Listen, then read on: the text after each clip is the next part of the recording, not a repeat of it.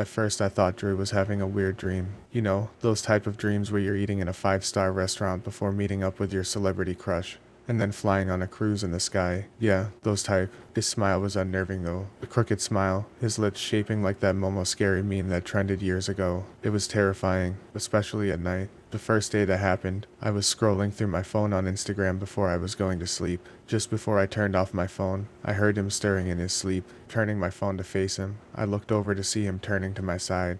His eyes still closed while he slept easily. Nothing wrong with his face, just peaceful as ever. I couldn't help but smile softly at his soft features. He'd usually make goofy faces whenever I said something, or when I complimented him. So, seeing how soft his features are when he was asleep was refreshing. It wasn't until I turned my phone away till I heard him giggle. He wasn't a sleep talker, or laugher, I should say. I turned the phone back to him and noticed him slowly starting to smile. A good dream. Huh. Then his smile stopped being soft. It turned weird. I was creeped out but nonetheless shrugged it off and immediately went to sleep. He woke up like nothing happened, kissing my cheeks and telling me good morning. I could smell the eggs and toast from downstairs and asked why he was still home. It's only 9, hon. He explained. Breakfast is downstairs. Come eat with me. Drew left briefly after his comment. I reluctantly followed him out of the room and headed into the bathroom to brush my teeth. As I stared into the mirror, all I could see was his smile staring back at me, except what I envisioned wasn't him. It was a man with long hair, no eyebrows, and deep sunken black eyes. He was grinning. His yellow teeth could see right through my fear. I immediately spit out the toothpaste and blinked.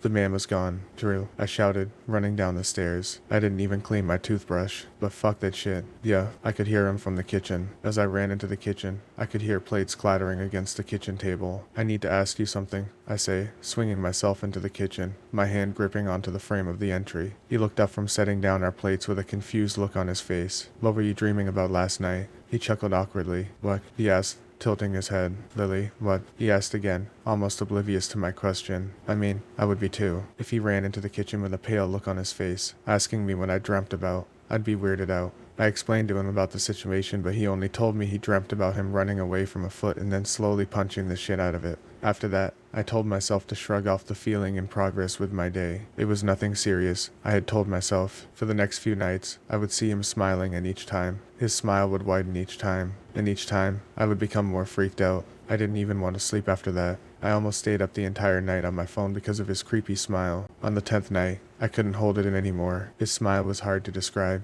His cheekbones balled up into a large circle as his chapped lips smiled so hard that it started to crack. His eyes, still closed and his eyebrows still in the same place. It looked like the only thing that moved was his lips. Fuck, Drew, wake up, I shouted, turning on the lamp on my nightstand and shook him. Drew was a light sleeper. Anything could wake him up. I could recall on the first week of moving in with him. I twitched in my sleep and woke him up. Hell, he twitched and woke himself up. But he didn't wake up. Drew. I stared at him. Drew. I said sternly and shook him. If imagining him smile was creepy, what was creepier was the fact that he opened his eyes and looked right at me, still giving me that smile that unnerved the fuck out of me. He didn't say anything though, still just staring at me with that smile I kept seeing for the past few days. Drew. I scooted further from him. You're scaring me. I mustered out to whisper. I loved this man so much that I was willing to stay in the same bed with him for at least another minute. I noped out of there almost a minute and a half in, standing up after that. His eyes moved with every single movement I made. You're really scaring me, baby, I say quietly. I didn't want to touch him. He only looked at me, smiling widely as before. That night, I slept in the living room. Rather yet, I stayed up the whole night. I kept all of the lights on and watched my favorite show to ease the fear within me. What are you doing up? I let out a shriek and turned my head around to come face to face with Drew. He was standing at least 3 inches away, giving me a small smile, not like the ones like before. You scared me, I shouted, pushing his face away. Sorry, I got thirsty and needed a drink, he explained as he walks into the kitchen. I could hear the cabinets opening and closing before water running into a glass of cup. Hey, there's something I needed to talk to you about, Drew semi-shouted from the kitchen. Was it about his weird smile? Hopefully. Yeah. I could hear his footsteps as he neared the living room. You need to stop staying up late, he said before sipping his glass of water. I couldn't face him. All I could imagine was his wide smile and bleeding lips. Yeah, I know. And if you do stay up, at least turn down the volume. It woke me up too, Drew laughs. He was drawing himself near me. I could feel his presence, sitting himself down next to me. I scooted further from him, maybe because I was scared, or maybe because he needed room. I'm not sure. Both, perhaps. What's wrong? He asked. I didn't respond. Instead, I gulped and stared at the two main characters arguing on the screen. Drew started to hum, a bad, awful tone as well, if I might add. Now I can't sleep. As much as I love him, I really wish he hadn't come downstairs. You can't just ignore your boyfriend and run up the stairs without him asking you what the problem was. Han, he says quietly, look at me. What's wrong? What did I do? He wrapped his arms around my shoulders. I finally found the courage to stare at him from my peripheral vision. He was facing me, his smile, god-awful smile, slowly starting to creep up again. What? He hummed. Ron, shut up, shut up. Shut up. I can't fucking take this shit. Drew. Then I woke up, screaming at the top of my lungs. I stared into the pitch darkness I call our bedroom. Drew was sound asleep next to me, humming and snoring away. That fucking song he kept humming was starting to get on my nerves. I turned on the light and looked at him, almost yelling to wake him up. But when I looked at him, he was smiling. Not the usual, creepy smile though. Instead, it was off-putting. His eyes were wide open, pupil dilated and yellow, crooked teeth showing. His cheekbones were once again higher than ever in his tongue. His tongue rested between his top and bottom teeth, only the tip showing. I had never seen that my entire life, and now I wasn't sure what to make of it. Drew has never done this, was never creepy. Sure, he was goofy and made a lot of weird faces, but they were never this scary. I broke down. I didn't know what to do. Every single fucking day I'd tell him, you smile in your sleep. Right, and go on to explain how scary his smile was. He'd laugh it off and told me that my jokes were getting funnier, that I was getting funnier. He thought this shit was a game. He didn't take me seriously. But tonight, I've had it. I shook him, slapped his face, even kicked him off the bed, but nothing. He didn't wake up. Instead, he just gave me that terrible smile. Fuck you fucking creepy, sick fuck. I wasn't the type to curse. I was never the type to raise my voice at anyone, much rather my husband. I picked up my keys and my phone and headed out the door. A night at my mother's house would cool things down. I knew that for sure. My mother always knew what to say even if she didn't believe me. When I got there, I rang the doorbell at least 10 times before she opened the door. Still in her nightgown and her hair up. Mom, I need to talk. Oh honey, you look like a mess. My mother immediately brought me into a hug and rubbed my back. It felt nice having a warm hug. It felt like home and something I loved most. I hugged her back and started to bawl again. With every single tear I dropped, my mother asked how I was feeling about Drew. It wasn't until the third time she asked that I pulled away and looked at her. Her face was blurry, but maybe it was because of the tears and the terrible headache.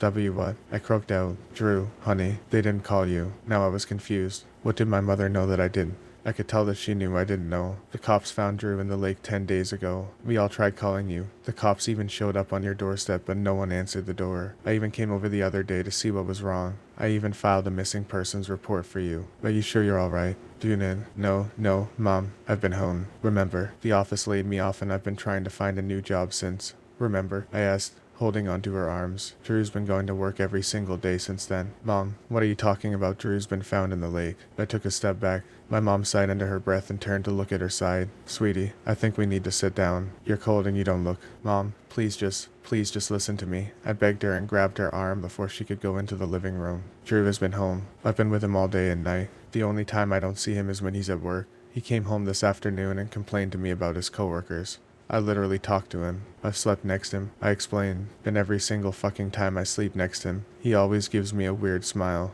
A creepy smile. Mom, I swear, I'm not talking crazy. I swear I'm telling you the truth. I swear no one has called my phone nor have the police came by. I pulled out my phone to show her the proof. And there it was. All of it. All the text messages, missed phone calls, voicemails. Hey, sorry for your loss. I'm so sorry to hear the news about Drew. If you ever need someone to talk to, I'm always here. Mary and I heard about what happened. Let's grab some brunch. Okay. Hope you're feeling better, 20. Sweetie, are you okay? My mother could tell I was going insane, but she knew I was telling the truth. I was never this nutty. I swear I never got those texts. I've been on my phone every single day. Mom, I swear, I whispered out, slowly looking back up at her. She only gave me a painful look of remorse and ushered me into the living room. Have a seat. I'll go grab us some tea. As she walked away, I couldn't help but wondered who was sleeping next to me, who was kissing me every morning and who was making me breakfast, who was ranting to me about his day at work. I checked the messages on my phone I had sent to Drew. I had been texting him while he was at work for the past few days. That would have been proof enough. As I scrolled through our messages, all I saw were blue bubbles, ranging from I miss you to when are you off. Bring home sushi. All delivered. Not one was read or replied to. I shut off my phone and stared at the black TV in front of me. In the doorway of the kitchen, I saw a figure, the same familiar figure that I couldn't get out of my head.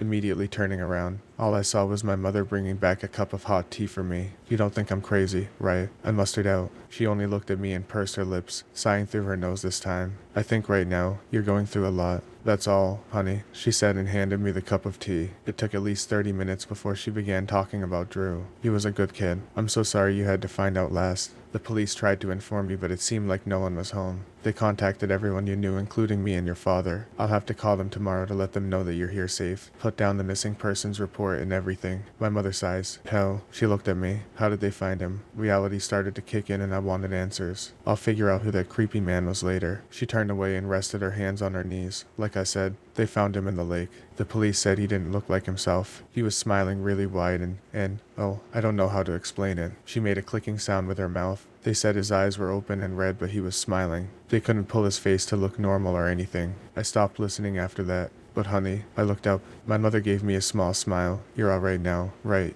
I'm pretty sure you'll eventually have to talk to the police about it when you're ready. Just get some rest. Your bed is made for you upstairs, she says, standing up. She took me to my old bedroom. Everything's still the same. Those ugly light blue walls and everything. I couldn't sleep that night. Every single time I closed my eyes, I would envision him grinning at me unnaturally. The wind blew, the tree branches rubbing against the window every once in a while, but that's when I noticed it. My parents didn't have a tree in the backyard. I opened my eyes widely, unable to look at the window to my left. The sound of the knocking kept going and going and going to the point where it drove me insane. Finally, I looked. Outside the window was a short, lanky man with long hair that reached his shoulders. He was grinning widely as if he was proud he found me. His clothes were wet and his fingernails were as long as his sharp teeth. His pupils dilated with delight and his skin looked gray in the moonlight. I could see what he mouthed. Found you.